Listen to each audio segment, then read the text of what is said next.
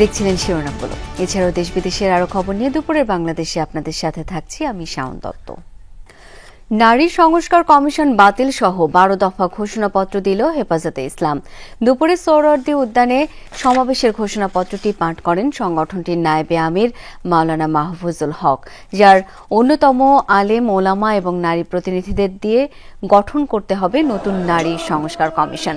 শাপলা ও জুলাই গণহত্যার বিচারে ট্রাইব্যুনালের কাজে গতি আনার আহ্বান জানানো হয়। দাবি, নির্বাচনের আগেই বিচার করতে হবে, প্রত্যাহার করতে হবে নেতাকর্মীদের বিরুদ্ধে দায়ের হওয়া মিথ্যা মামলা।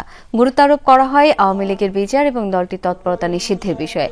একই সাথে অন্তর্বর্তী সরকারের প্রতি মানবিক করিডোর থেকে সরে আসার আহ্বান জানানো হয় ঘোষণাপত্রে। এর আগে আমার দেশ পত্রিকার সম্পাদক মাহমুদুর রহমান বলেন, অনেক অপ্রয়োজনীয় কমিশন করে রাষ্ট্রের সময় ও অর্থ অপচয় করা হয়েছে।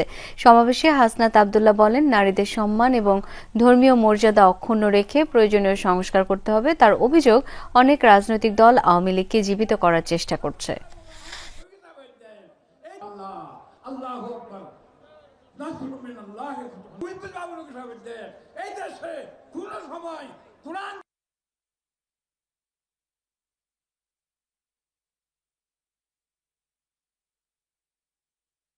এই মহাসমাবেশ থেকে হেফাজতে ইসলামের পক্ষ থেকে এই 12 দফা ঘোষণাপত্র আমি আপনাদের সামনে পেশ করলাম।